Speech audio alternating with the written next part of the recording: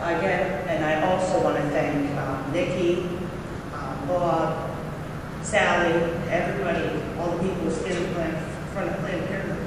If it wasn't for you, I probably would have been the wrong choice. Look at your signs. Even though I was saved, I was scared when I found out I was pregnant, and I scheduled an appointment for an abortion, and I worked right at the doors down. And seeing them signs and their pamphlets, reading their pamphlets, I couldn't go through with it. And I'm having a baby boy, and I'm really excited. But I want to share about my past with you if you want to take the time. It's a little bit graphic. It's not holy. It's bad. It's before Christ came into my life, but it's how I had my spiritual awakening. Like I said, I'm 34 years old. My father passed away from alcohol when I was 13. I had kids. I got introduced to drugs and alcohol. I'll start back to where, let's see, my abortion. I had an abortion before I found the Lord, and I regret it to this day. I didn't know nothing about the Lord. Like I said, from my unhealthy childhood, I was having promiscuous sex. I was using drugs and got pregnant and I had my first child, which is 17. She's 17 years old, and she's a senior in Shannon High School, and she's in the EMT. I was going to be in the EMT. Well, when I got pregnant again right away, I was only 17. I got scared and wanted to get an abortion. And there was nobody stopping me. That's what I was doing, but I didn't know the Lord. And when I had done, it's something that I'll never forget to this day. It's something I'll regret to the day I die. But I didn't have peace with it. I have peace. I'm okay with it now today because I'm writing for the Lord. But I didn't have that relationship with the Lord back then. Due to my drug addiction, I was raped on the north side in 2002. As a result, I had my son, James. I tried to get an abortion because it was a rape baby. And I didn't know how I was going to tell people, but God got humor because I went to jail 4 times that year. And every time I tried to get an abortion, I went to jail. He was meant for a reason. My son is now 7 years old. He's beautiful. And now that once I was saved, which I'm going to get into my testimony, he's with a couple who couldn't have children. I met him in church, how God works. And it's just a true blessing to see him with them. To give somebody something that they couldn't have, when God has told me this is what he was meant to be. But I'm going to get into my testimony. In 2004, I was with my mother. I had my son after the rape. I had my son. I was doing good. I had a house net. I was working. I was clean. And some lady, Reverend Martha from Bethlehem Haven, started praying with me and started praying over my baby. And I says, this God thing's pretty neat, but I wasn't really into it. But I was trying. Well, my mother OD'd in front of me. My son was a year old. I was at my mother's house. She was eating pills. She was in Cedar Citizen High Rise up on my World Boulevard. And growing up as a child, I used to watch my mom nod out on pills. And I didn't know what was wrong with her, and I would cry, and I didn't know about drugs, I didn't know anything, but anyway, she was doing it. And I walked out of the room, and I started crying, and when I walked back in, she was blue. I didn't know, I thought she was just like not like childhood, what I was used to, well, she was ODing, and I didn't know it. I called 911, get to the hospital. He said, your mom didn't have oxygen in her brain for 15 minutes, she's brain dead. All right, now I'm going to go from, this is in 2004, I'm going to skip ahead to 2006. And I'll finish the story about my mom. My mother was like my mother, that's your mother. You didn't have one mother, one father. I didn't know the Lord. So I felt alone and abandoned. I thought I killed my own mother. Because I didn't know that she was OD and I could have done something. Well, I started using heavier drugs, heroin, crack cocaine. I got totally out of control. I was in Washington County. I was in a car in 2006. I was on the streets for 2 years using. My friend was Shannon up north with my son. And we were doing 100 miles an hour on a country road in Bellas Township in Washington County. And I was in the back seat. And when I looked up, I see the speed limit was 15 miles an hour. And when I looked at it, I screamed, slow down. Well, when he hit the brake, the wheel locked, we kept going straight. We never made the bend. I woke up, the car was on fire. We hit a tree. My right wrist was dangling, it was broken, my 4 fingers, all I remember is I felt my skull, and I knew I was going to die. they were knocked out, the passengers, and I was just, every time I tried to tell the passenger we gotta get out of the car's on fire, I would pass back out again. Before I knew it, the fire, I was getting ready to burn. So someone, that Reverend Martha, who started teaching me about the Lord, taught me the Lord's Prayer, because I always lived a dangerous life and I didn't want to go to hell if I died. So I started saying the Lord's Prayer. Our Father, Lord in heaven. As soon as I ended that prayer, someone came from on a country road at 1 o'clock in the morning in the middle of the woods. Someone drove into the woods, ripped me out from the back seat, and then pulled the other two out and saved our lives. Right after I said that prayer.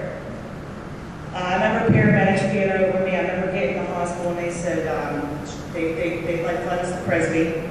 They said, Shannon, you're going to suffer from short-term memory loss. I was waking up with a staple gun in my head and a cast and them cutting my clothes off. It was like a movie. And they said, you're going to suffer from short-term memory loss confusion. I'm like, oh, no, not me. I remember everything that happened. Well, 2 weeks after I got out of the hospital, I wanted to go back because one of the people got out of the hospital. I wanted to find out what really happened and see the accident. Who am I kidding? Well, I started suffering from short-term memory loss and confusion. And that's when the Lord started speaking to me. I was walking down the street and I had the counts from here to here. I had staples in my head, stitches in my face is all blown up. And this guy says, he stopped me and says, you know you died in that car accident and came back a different person. I said, what? He says, you know what guardian angels are? I said, what, like my mom opened out me? My mom's dead. And he says, no, you're going to start seeing them every day like something like living in a dream. But the way he said it to me, the way I felt, was the 7 fruits of the Spirit. Now I'm knowing the 7 fruits of the Spirit. Well, it freaked me out and I got scared. And I'm like, whoa. So I'm having memory loss and I'm walking back and forth. Well, I walk into the A+, the store up there, and this lady said, wow, what happened to you? I was like, oh, I was a female from the news in the car accident. She's like, and it fell at Tancho. I says, yeah. She's like, honey, I thought 911. She's like, I'll never forget the sound of that crash. She's like, I can't believe I'm meeting you. So that freaked me out. I'm like, wow, I met the woman. The only way I can describe this is God's angels were fighting over me, and Satan angels were fighting over me. You know, that type of war. Well, I get arrested. They'd shop and save. I was eating a hoagie. They'd shop and save. I go to Washington County Jail. Now, my prior arrest, I've been out of jail. People trying to give me the Bible. I tried to read it. It wasn't for me. I'm like, no, I don't want to hear it. I don't want to hear it. Well, this time, I'm scared. God's talking me through people, and I know because I feel a certain way, and I'm scared. And someone's like, you're being baptized by the Holy Spirit. I'm like, what's that mean? Like, I don't know what that means. And I open up the Bible starts talking to me. Now I'm really scared. I'm like, wow, all I know is something that I loved. It's something that was better than anything in the world. It was someone talking to my heart of love and peace and happiness and joy, and I wanted more of it. So I had a woman in Allegheny. I came to Allegheny County, and I go into room 114. Now I'm all about angels because I believe an angel pulled me out of that car. And in Hebrews 1:14 it says angels are merely spirits sent to certain people are going to be saved.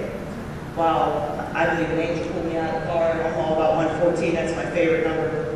By the way, that's my new date. 114. And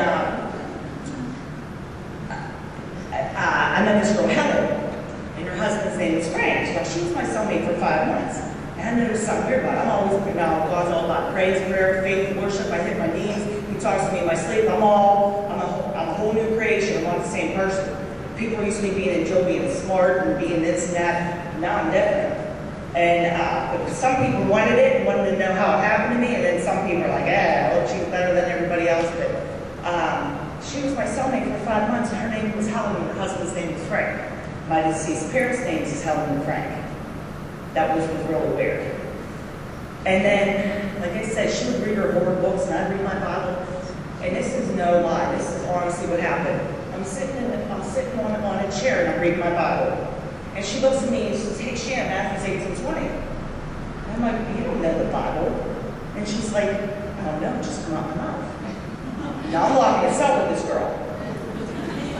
So I read it, and it says, when there are two or more of you there, I'm with you. So I'm like, oh, God's with us. And as soon as she just come out, and she says, Psalms 18. Now, the way she said it was like, oh my gosh, that's what's happening in Washington County. And the Lord's speaking to me again. And I'm walking over here with this girl. So I open up the Bible and I read it, and it says about how David was scared and in trouble, and he cried out to the Lord, and the earth shook and the flames. If you read the story, now I'm crying. I'm like, this is my car accident, and I start crying. So I go up to her. I'm looking at her book to see if she wrote this down, or you know how people are. Some people can be carnal, or something like this lady's missing me. But I knew it was God. I was trying to fight it, and she says 2 Samuel 22. It just come out, and she's like this, like, oh my gosh, yeah. And I opened up the Bible, and it's the same story in the Old Testament. And this is no lie. This is from my heart. She looked dead at me, and this is something I'll never forget. And I'll take it to my grave. She looked dead at me and said, Matthew 9, 6 through 13. The exact numbers of our Father who art in heaven. The numbers of the prayer in the Bible. I tried to get out of that cell. I couldn't get out. I was so scared. I was crying. I mean, more scriptures come out. The most I got was in Galatians 5, 16 through 26, where it says, are you going to obey your selfish desires or the Lord? Well, needless to say, I just want to say that when I got out, you know, I did. I went back. I went back, but my life changed again. But I want to tell you about my mom. When my mother OD'd in front of me, we were in the hospital since it was 15 minutes. She didn't wash her right. I blamed myself for it. I thought it was me. I killed her. You know, I just started getting really heavily into drugs.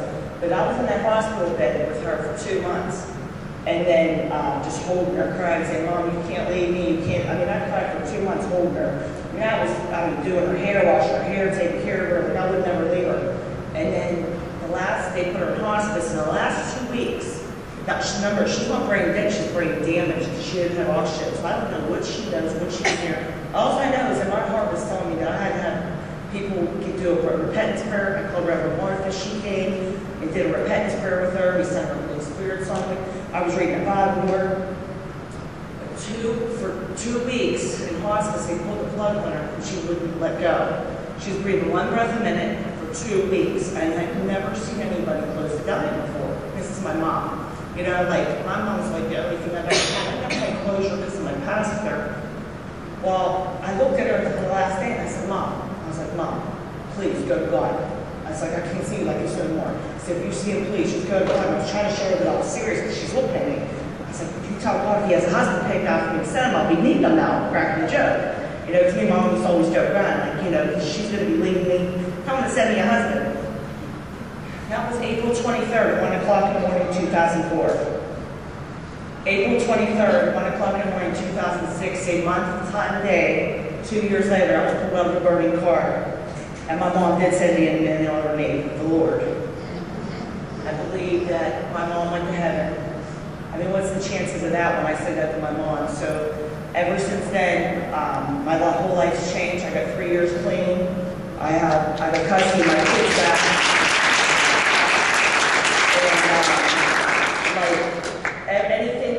Every goal that I've made, I've accomplished with actually fighting for my kids to get them back, that I fought really hard. And I give all honor and glory to the Lord. I got baptized at the Element Church in Millville. He filmed my testimony, he said the 700 Club. But most of all, you know, I got pregnant and, you know, God got humor because I got baptized and I said I was going to have sex if I got married. Well, I made this, well, I don't want to call it a mistake, but I started getting sick after I got baptized. I said, oh God, you got humor. Well, here I found out I was pregnant, and I was scared. You know, I got custody of my kids back. I got everything going on. I'm not having a baby, and I'm not married. And thanks to the women and men who sit in front of Planned Parenthood, they saved my baby's life. And my baby, either of his baby's meant for me or for 2 people who can't have a child. That's what it's about. God speaks to my heart. And I want to share something with you, Nikki. And everybody that stands down there, is God gave me a vision of you all helping me. And I already knew it in my dream. And I tried to remember when I wasn't coming around for a while. And you guys were worried about me. I didn't want to feel that I wanted people to take care of me. Because God came to me in a dream and told me this was my vision. That you were all going to help me. And I didn't know how to handle it because I'm used to doing everything by myself. And that's why I got a little weirded out and stopped coming around. But God's real. I mean, they came to me. They came to my work to make sure I was all right.